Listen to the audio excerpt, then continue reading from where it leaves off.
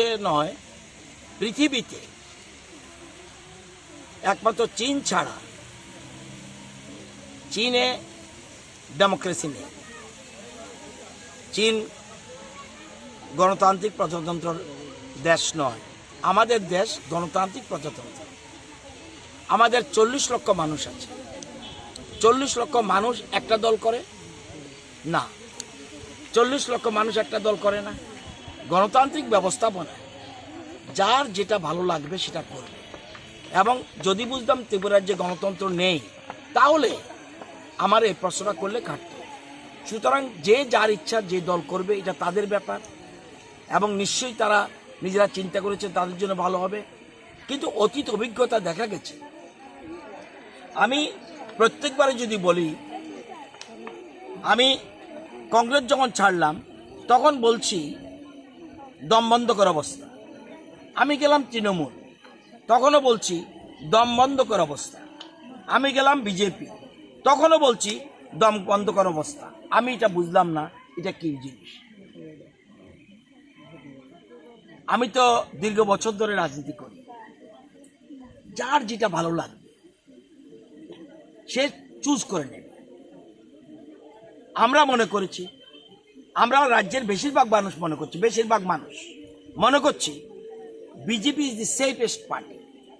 BJP দিয়ে আপনার রাজ্যের আমার এত ডেভেলপমেন্ট, 2 বছর করোনা থাকা সত্ত্বেও 4 বছরে যতগুলি জাতীয় সড়ক হয়েছে এবং হচ্ছে, অতীতে কেউ কি দেখেছে? আপনারা আগরতলা থেকে জাতীয় সড়ক তত বোঝা যাবে না, সারা রাজ্যকে জাতীয় সড়কে মুড়ে ফেলছে। এটা ডেভেলপমেন্টের কাজ, উন্নয়নমূলক কাজ।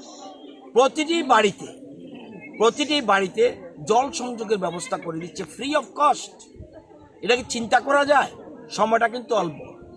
এবং আপনারা জানেন যে রাজ্যের এই 4 বছরে রাজ্যের মাথাপিছু মানুষের আয় বেড়েছে, এবং জাতীয় আয় থেকে বেশি, ওর পশ্চিমবঙ্গ থেকে বেশি, জাতীয় আয় থেকে আমাদের আয় বেশি। আমাদের 16,000 কোটি রাজ্যের সম্পদ বেড়েছে, জিএসডিপি যেটাকে বলে।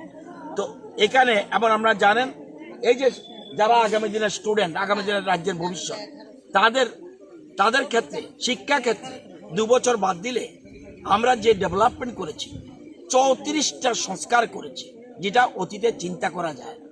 সুতরাং যার যেটা ভালো ইচ্ছা করবে এটা তাদের ব্যাপার। তাদের বন্ধুত্ব থাকবে, বন্ধুত্ব এখনো আছে। আমাদের যারা সহকর্মী যেখানে আছে, এখানে আমরা 60 জন বিধানসভার আমাদের বিধায়ক রয়েছি, মন্ত্রী রয়েছি, এটা সম্পর্ক থাকবে। কিন্তু রাস্তাটা ঠিক করবে যে যার পছন্দ মতো। রাস্তা কিন্তু আমার পছন্দ মতো হবে না, রাস্তা তো যার যার। দেখবেন বিভিন্ন আছে, কেউ রামকৃষ্ণ মিশনের দীক্ষিত, কেউ স্বরূপানন্দের দীক্ষিত, কেউ আছে রাম ঠাকুরের দীক্ষিত। এটা যার যার ব্যাপার। আপনারা যে আছেন, আপনারা তো এখানে যে আপনাদের সাংবাদিক বন্ধুরা আছেন, আপনাদের সবাই এক নীতি না? আপনি আজকের নিউজের পরে কেউ করবেন নেগেটিভ নিউজ, কেউ করবেন পজিটিভ নিউজ। আমাকে বলুন, একসাথে নিউজ করেন সবাই, দেখি পারবেন না, কারণ যার যার অভিমত, যার যার ব্যাপার। আপনারা যেখানে এসছেন আমার সাথে সাক্ষাৎকার নিচ্ছেন, আপনারা একমত নয়, যে ডেমোক্রেসি আছে বলেই একমত নয়, এটা ভালো সাইড। কিন্তু গঠনমূলক সমালোচনা করা উচিত বলে আমি মনে করি। আমি এখনো মনে করি 40 লক্ষ মানুষ কোনোদিনই একটা দল করবে না, এটা যার যার অভিমত। আগামী দিনে দেখা যাবে আসলে যে চিন্তাধারা নিয়ে রাজ্যের বর্তমান সরকার যে স্লোগান সবকা সাথ সবকা বিকাশ, এক ত্রিপুরা শ্রেষ্ঠ ত্রিপুরা এবং আত্মনির্ভর ত্রিপুরা, এই স্লোগানের ডাক দিয়েছে। সেই স্লোগানকে সামনে রেখে আমরা যাচ্ছি। আগামী দিনে কারো স্লোগান থাকলে দেখা কি স্লোগান আছে, সেখানে রাজ্যের মানুষ পছন্দ করবে। আমার ব্যক্তিগত ধারণা, রাজ্যের অধিকাংশ মানুষ বিজেপির পক্ষে রয়েছে, আগামী দিনেও থাকবে। দলের কোনো ক্ষতি হবে না, প্রশ্ন ওঠে না। আপনি যাবেন, আবার কেউ আসবে। আমি বলতে চাই না কারো না, যারা কালকে জড়ো হয়েছে 4-5 দিনের মধ্যে, তাদের মধ্যে কেউ যে বিজেপিতে চলে আসবেন, আপনার কি গ্যারান্টি আছে? কাদের গ্যারান্টি দেবেন বলুন না?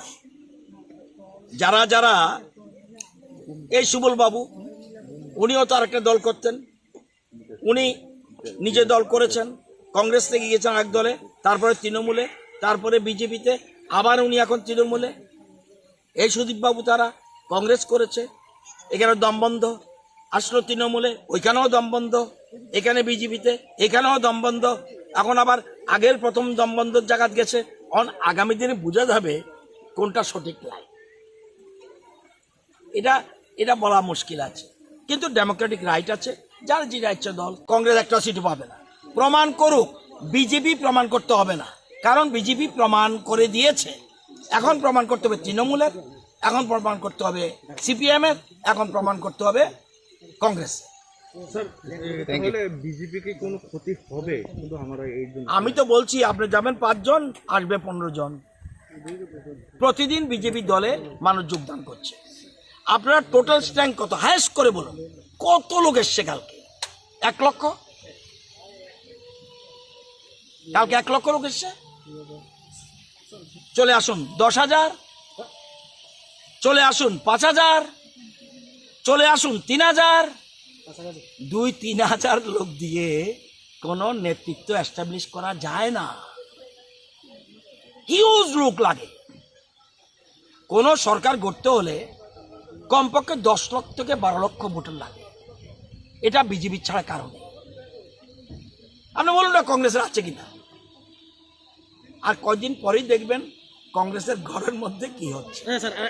আমার কিছু বলার দরকার নেই, আমি অভিজ্ঞ, দীর্ঘদিন কংগ্রেস করেছি, আমি জানি কংগ্রেস ঘরের মধ্যে কি হয়। কিছুদিন পর অপেক্ষা করি। তবে আমি যাওয়াটা তাদের ব্যাপার, এটা তারা পছন্দ করেছে, মনে করছে যে বিজেপি দিয়ে পারবে না।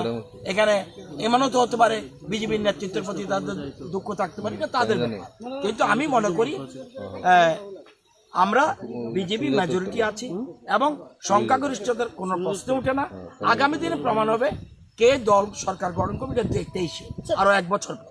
রাজ্য সরকারের কোনো এখতিয়ার নেই। ইলেকশন কমিশন নিয়ম হলো 6 মাস শূন্য পদ থাকলে 6 মাসের মধ্যে নির্বাচন করা। এখন পর্যন্ত নির্বাচন কমিশনের কোনো নির্দেশ আমাদের কাছে আসেনি। আমরা যে কোনো দিন নির্বাচনের জন্য তৈরি আছি। আচ্ছা স্যার, একটাই শেষ প্রশ্ন, যেটা যেহেতু আপনার তো দুজন তো খুব কাছের বন্ধু, ভীষণ ইন্টিমেট ফ্রেন্ড, কাছের বন্ধু, মনে একটু তো কষ্ট হচ্ছে আপনার? আমাকে তো বলছে যাওয়ার জন্য। আপনাকে যদি ডাকে তাহলে কি যাবেন? আমাকে তো বলছে যাওয়ার জন্য। আপনার তো একটু কষ্ট হচ্ছে মনে, হৃদয়ে তো কোনো কষ্ট নেই। ডেমোক্রেটিক, এটা ফ্রেন্ডশিপ, কষ্টের কি আছে? এটা কষ্টের কিচ্ছু নেই।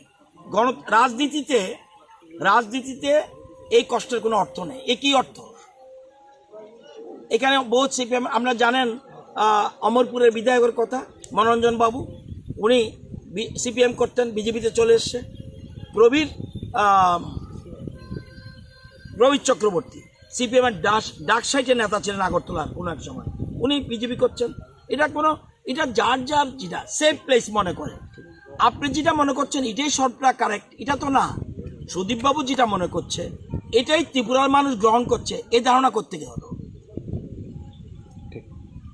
সুদীপবাবু যখন কংগ্রেসে ছিলেন, আশিসবাবু যখন কংগ্রেস ছিলেন, তখন কি সুদীপবাবুরা যে বলতো যে এতদিন পরে আসছি, এতদিন পরে আসছি, এতদিন পরে আসছি, পেরেছে?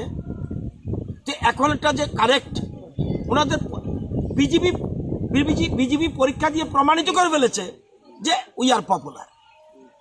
বিজেপি পরীক্ষা দিয়ে প্রমাণ করেছে বিজেপি জয়ী হয়েছে। কিন্তু কংগ্রেসকে প্রমাণ করতে হবে আমি জিতবো। একজনও যারা গেছে তো রিজাইন করে ফেলেছে, একজনও নেই। এখন অতুল বাবু, আমি এয়ারপোর্টে থাকতাম, আমিও তো তাদের সাথে ফটো তুলতাম। আপনারাই বলছেন ফ্রেন্ডশিপ, বন্ধুত্ব। আমি যদি এয়ারপোর্টে থাকতাম সেদিন আমারও ফটো উঠতো। ফটো দিয়ে রেবতী ত্রিপুরা বিজেপি ছেড়ে দিয়েছে, ফটো দিয়ে অতুল দেববর্মা বিজেপি ছেড়ে দিয়েছে। অতুল দেববর্মা আমার থেকে বেশি বড় বিজেপি। কিন্তু একটা জিনিস, দিবাচঙ্কর আঙ্গুলরা তো রাহুল গান্ধীকে ফুল দিয়ে বরণ করেছে, ফটো দলীয় শৃঙ্খলা ভঙ্গ কিনা এটা দল ঠিক করবে। দলীয় এটা কারোর সাথে মিট করা। তাহলে সুদীপবাবু যদি আমার কাছে আসে বা আমি যদি সুদীপবাবুর সাথে দেখা হয়, তাহলে কি এটা কি হবে? আমি তো বুঝলাম না কথাটা আপনার। আমার সাথে যদি সুদীপবাবুর দেখা হয় তাহলে আমি দলবিরোধী কাজ হবে?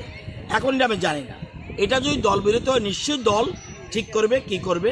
তাদের যদি শোকজ নোটিশ দেয় তারা কি উত্তর দেবে তাদের ব্যাপার। কিন্তু আমি এখন এই মুহূর্তে দেখছি যারাই যাক যারা থাকুক, আমার পরিষ্কার বক্তব্য, বিজেপি বর্তমানে সংখ্যাগরিষ্ঠ দল এবং এখানে মন্ত্রিসভা বা সরকারের কোনো বিন্দুমাত্র সন্দেহ নেই যে সংখ্যাগরিষ্ঠতার ব্যাপার। আচ্ছা, যে